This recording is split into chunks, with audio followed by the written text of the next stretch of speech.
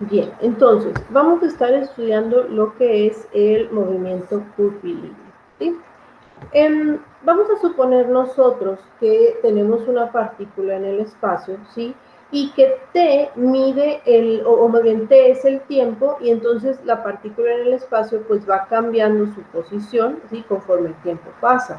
Entonces las ecuaciones paramétricas, x es igual a f de t, y es igual a g de t y z es igual a h de t, lo que representan es un punto en el espacio que va a ir variando conforme transcurre el tiempo, ¿sí? Entonces, con estas ecuaciones paramétricas, nosotros vamos a poder formar un vector llamado vector de posición, G en J y H en K. Este vector de posición lo que nos va a representar pues es un vector que sale del origen, ¿sí?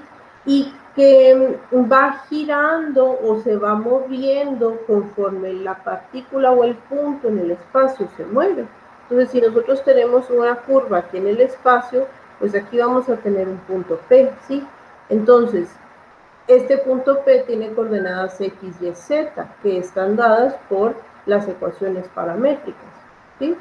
Y entonces el vector que describe el punto, o más bien el vector de posición que se genera conforme el punto P se mueve en el tiempo, es el vector R, que es el conocido como el vector de posición, ¿sí? Entonces, el movimiento que sucede precisamente a lo largo de esta curva en el espacio, pues se conoce como movimiento curvilíneo. Y es una analogía a lo que nosotros estudiábamos en el movimiento recto, ¿no? El movimiento sobre una línea recta. ¿A qué nos referimos con esto? Bueno, si nosotros tenemos un vector de posición dado, pues entonces la velocidad va a estar dada por la primer derivada de este vector de posición, es decir, f' en i, g' en j y h' en k. Y análogamente a lo que teníamos en el movimiento rectilíneo, pues la aceleración va a estar dada por la segunda derivada del vector de posición, más g' en t más h' en k. ¿Okay? Ahora, cuando nosotros tenemos o sea, cuando tenemos una partícula o un punto que se está moviendo y que se mueve en el tiempo, pues lo que hace es recorrer un segmento de la curva, ¿sí? O sea, lo que hace es avanzar. Entonces, esta trayectoria que se describe de un instante t igual a A a un instante t igual a B, está dando o nos está dando lo que es la longitud de arco, ¿sí? O sea, lo que mide esta parte de la curva que el punto recorrió de un tiempo a otro es la longitud de arco. Entonces, la longitud de arco pues va a ser la integral de A a B de, según la fórmula de longitud de arco, va a ser el cuadrado, la suma del cuadrado de las componentes de la velocidad. Así y así. Pero esto, si se fijan, pues no es otra cosa que la integral de la magnitud de la velocidad. O sea, nosotros lo podemos escribir como la integral de A a B de la magnitud de f'. ¿Sí? Entonces, si yo lo que quiero determinar es cuánto avanzó o cuál fue la distancia recorrida por el punto desde un instante t igual a A hasta un instante t igual a B, lo que tengo que hacer pues, es precisamente integrar la magnitud de la velocidad. ¿Vale? Ahora, si nosotros, bueno, ok, al hablar nosotros de rapidez, ¿sí? Lo que estamos hablando es entonces de una magnitud escalar, ¿sí? Nosotros tenemos aquí que la velocidad, tal como lo indica esta expresión, es una magnitud vectorial. Esto quiere decir que la velocidad pues lleva una dirección específica, pero la rapidez se refiere a una cantidad escalar. Es qué tan rápido, pero no en qué dirección se está avanzando. Entonces, si yo lo que quiero determinar es el tamaño, ¿sí?, de la velocidad, pues la rapidez entonces se va a referir a la magnitud de la velocidad válgame, del vector de posición, ¿sí?, o de la partícula o del punto, ¿sí? También la rapidez, según el teorema fundamental del cálculo, se puede entender como la derivada de la longitud de arco, que pues básicamente si nosotros derivamos la longitud de arco,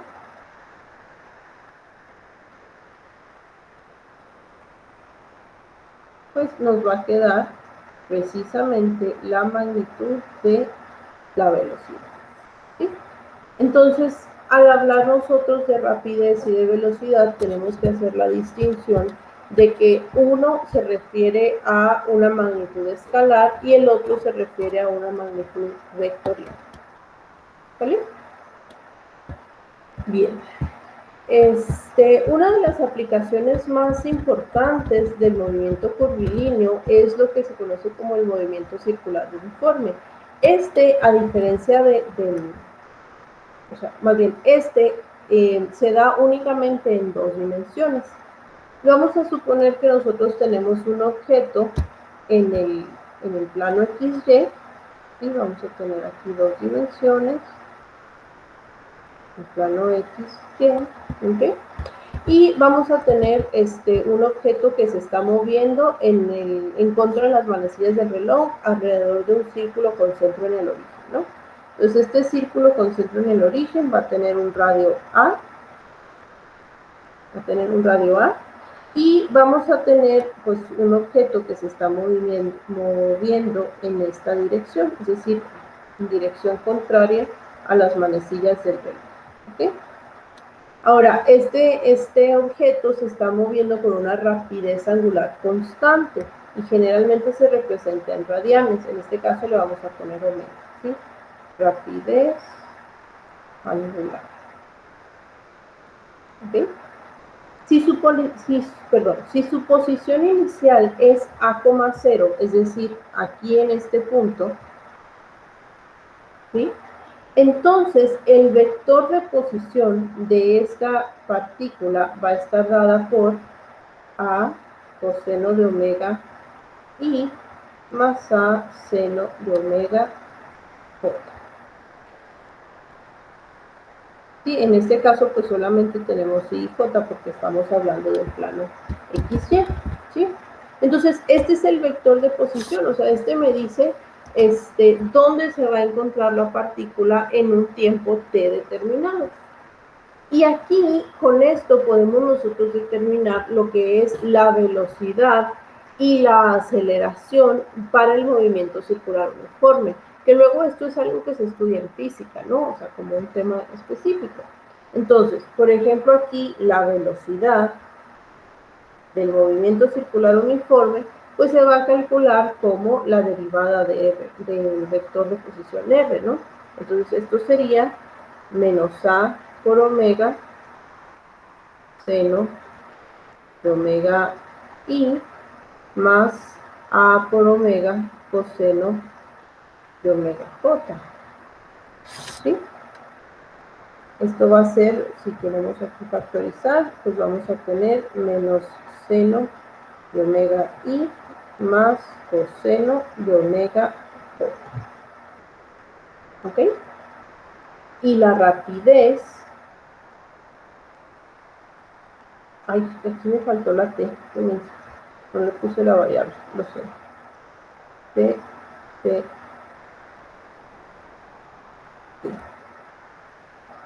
Sí, o sea, cada una de estas pues es una función que depende del tiempo, nada más que depende en un factor constante omega, ¿sí? Que es la rapidez. ¿Okay? Y pues entonces la aceleración va a ser precisamente la derivada de esta velocidad, ¿no? Entonces la aceleración va a ser la derivada de la velocidad, que tendríamos, y sería seno menos omega coseno de omega t en i, y menos omega seno de omega t en o. ¿Okay?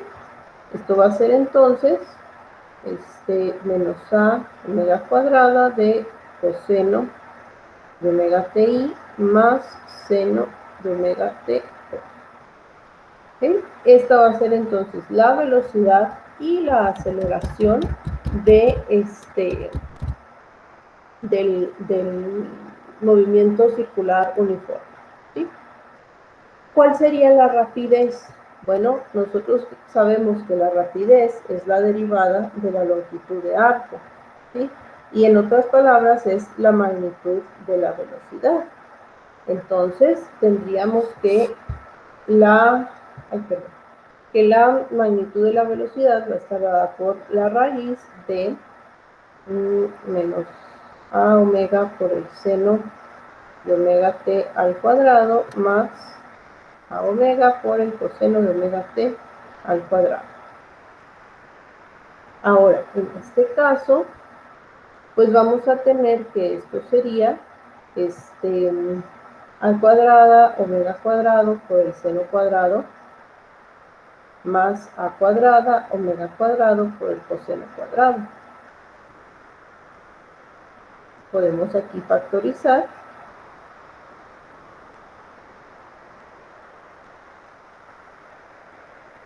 Tendríamos seno cuadrado más coseno cuadrado. Pero nosotros sabemos que seno cuadrado más coseno cuadrado es igual a 1. Entonces esto nos va a dar a cuadrada omega cuadrada, y pues la raíz de esto sería a por omega. Esta es la rapidez.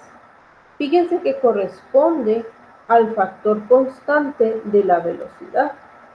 O sea, cuando nosotros calculamos la velocidad, tenemos el movimiento, ¿sí?, por un factor constante. Ese factor constante es precisamente la rapidez de un punto, ¿sí?, que se mueve alrededor de un círculo. ¿Sale? ¿Está claro? ¿Preguntas? Entonces, básicamente, pues esto es darle una interpretación a lo que es. Gracias, Iván. Básicamente esto es darle una interpretación a lo que se refieren las derivadas de una primera, segunda derivada de una función vectorial, sí, dándole una interpretación gráfica. Ahora, este movimiento circular uniforme pues se da en el plano, pero no necesariamente se tiene que dar así, también se puede dar en el espacio, ¿sí? Entonces, por ejemplo, vamos a ver aquí un problema. Tenemos nosotros las siguientes ecuaciones paramétricas. Tenemos que x es igual a 3 coseno de t, y y es igual a 2 seno de t. ¿Sí? Y lo que queremos hacer pues es determinar la trayectoria del objeto y encontrar las expresiones también para velocidad, rapidez y aceleración. Ahora, estas ecuaciones paramétricas, ¿sí?, nosotros sabemos que las podemos representar como una función vectorial, ¿no? Entonces tendríamos que r pues va a ser 3 coseno de t y más 2 seno de t en j. Ahora, para tratar de simplificar esto, o para poderlo visualizar de forma más fácil, lo que podemos hacer es tomar x cuadrada, porque luego esta trayectoria pues no nos dice nada, ¿no? O sea, la podemos graficar dándole distintos valores a t y obteniendo así los puntos que se generen, pero vamos a tratar de encontrar su ecuación un poco más generalizada. Como ya sabemos que esto se refiere a un movimiento curvilíneo, entonces vamos a hacer x cuadrada más y cuadrada. Esto sería 9 coseno cuadrado de t más 4 seno cuadrado de t. ¿Sí? Pero entonces, si queremos nosotros despejar de alguna manera el seno y el coseno cuadrado, pues tenemos que multiplicar todo por 36, ¿verdad? Entonces tendríamos sí, y 9 más 4 seno cuadrado por seno cuadrado. Ajá. Entonces aquí tendríamos x cuadrada más y cuadrada sobre 36. No, ya sé cómo, perdón. Vamos a ponerlo mejor así. Así. ¿Sí? Si esto es igual a 1, ¿sí? Porque el seno cuadrado más el coseno cuadrado es igual a 1, pero aquí, pues para poderlo factorizar, entonces sí tenemos que dividirlo, ¿no? O sea, para que podamos utilizar la identidad tal cual, tenemos que dividir todo. Entonces aquí tendríamos esto entre 9, esto entre 4, entonces aquí vamos a multiplicar 9 por 4 y nos quedaría entonces coseno cuadrado de t, perdón, no, sí, aquí 9 por 4 y aquí 4 por 9, y para simplificar. Entonces, esto de aquí, pues nosotros sabemos que es x cuadrada, ¿sí? La cual vamos a dividir entre 4, más esto, que es y cuadrada, la cual estamos dividiendo entre 9, ¿sí? Y aquí, bueno, esto sí era igual al 1 que tenemos. Es igual a 36 y esto es igual a 1. ¿Ok? Entonces, esta ecuación que nos queda es una elipse, ¿sí? Nosotros lo que vamos a hacer entonces es encontrar una expresión para el movimiento de un punto sobre una elipse, ¿sí? A diferencia del caso anterior que teníamos un círculo perfecto, ¿sí? Entonces, regresando a la ecuación vectorial, tenemos nosotros que la ecuación vectorial sería 3 coseno de t en i más 2 seno de t en j. Si nosotros queremos encontrar una expresión para la velocidad, pues tenemos que hacer la primera derivada, ¿no? Entonces, esto sería menos 3 seno de t en i más 2 coseno de t en j. La rapidez pues va a estar dada por la magnitud de la velocidad y va a ser la raíz de 9 seno cuadrado de t más 4 coseno cuadrado de t. ¿Sí? Hasta ahí vamos bien, ¿verdad? Entonces, aquí pues podemos aplicar un poquito de álgebra para tratar de simplificar esto. 9 seno cuadrado, pues lo podemos expresar como 5 seno cuadrado de t más 4 seno cuadrado de t más el 4 coseno cuadrado de t, ¿sí? Y entonces estos dos, pues sí los podemos aplicar la identidad y decir que son igual a 1. Bueno, a 4 no, porque se está multiplicando por un factor. Entonces 5 seno cuadrado de t más 4. ¿Ok? Y esta sería la expresión de la velocidad, así tal cual. Y la aceleración, pues va a estar dada por la segunda derivada del vector de posición, que en este caso sería volver a derivar la velocidad y tendríamos menos 3 coseno de t en i menos 2 seno de t en j. ¿Ok? Ahora, esas son solo las expresiones, o sea, pues básicamente lo único que hicimos fue derivar y encontrar magnitudes, nada nuevo. Pero, ¿qué me permite hacer esto? ¿Qué me permite estudiar el hecho de yo poder encontrar estas expresiones? Pues puedo yo buscar cierta información acerca del movimiento del punto. Por ejemplo, quisiéramos encontrar el valor máximo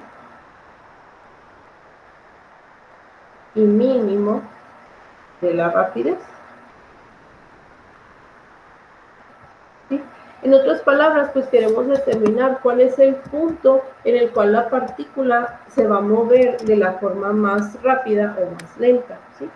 Ahora, pues aquí necesitamos precisamente la expresión que ya encontramos para la rapidez, que sería, voy a poner ds en dt, es raíz de 5 seno cuadrado de t más 4.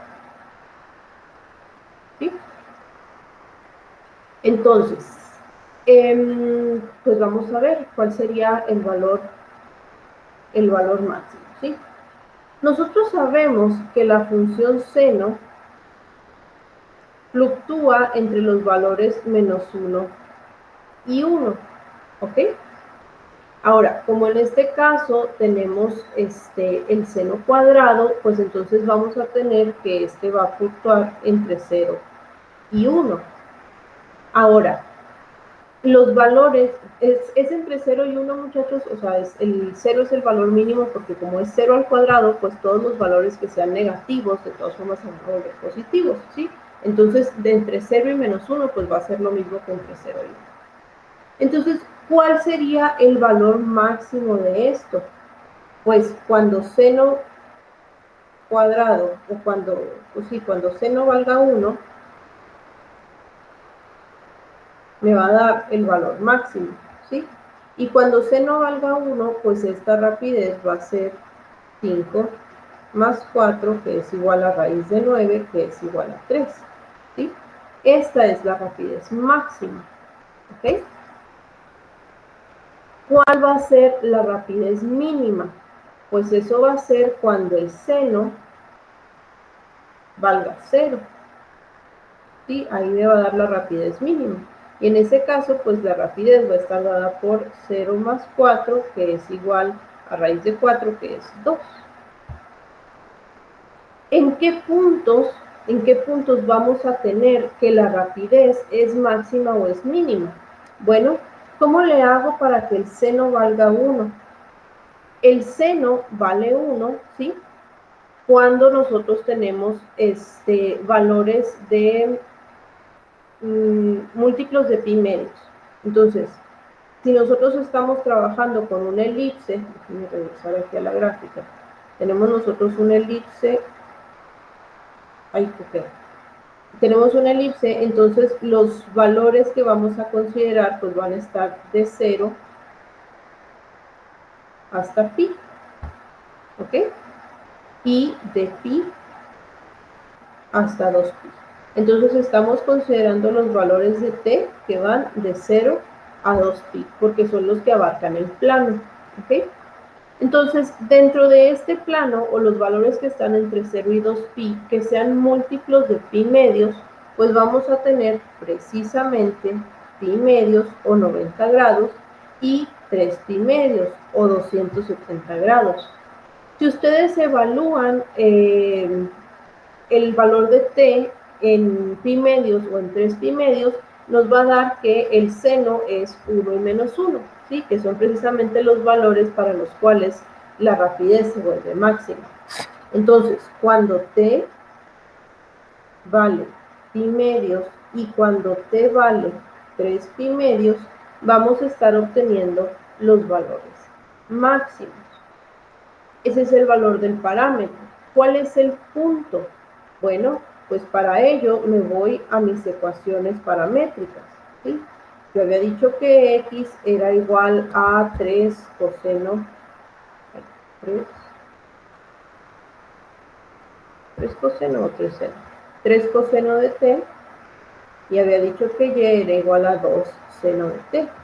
Entonces, ¿qué pasa cuando evalúo estos valores de t? Obtengo 2 puntos. Coseno de pi medios es 0 y seno de pi medios es 1. Entonces, el primer punto que vamos a obtener es 0,1. Y el segundo punto es coseno de 3 pi medios vuelve a ser 0 y seno de 3 pi medios ahora es menos 1. Entonces, cuando la Serían partícula... 2 menos 3, ¿no, maestro? Porque Ay, está perdón, sí es multiplicado cierto. por 2. Sí, sí, sí. Tiene toda la razón. Gracias. Sería aquí 2 y menos 2. Gracias. Entonces, cuando la partícula se encuentra en el 0,2 y en el 0, menos 2, va a tener la rapidez máxima. Que si lo vemos como si esto fuera una montaña rusa o algo así, pues imagínense que la partícula viene subiendo, subiendo, subiendo, subiendo, subiendo, y en este punto es cuando tiene su rapidez máxima, sí, antes de empezar a bajar. ¿Okay? Igual aquí, o sea, viene, viene, viene, viene aquí, y luego la rapidez máxima antes de empezar a seguir el recorrido. ¿Vale?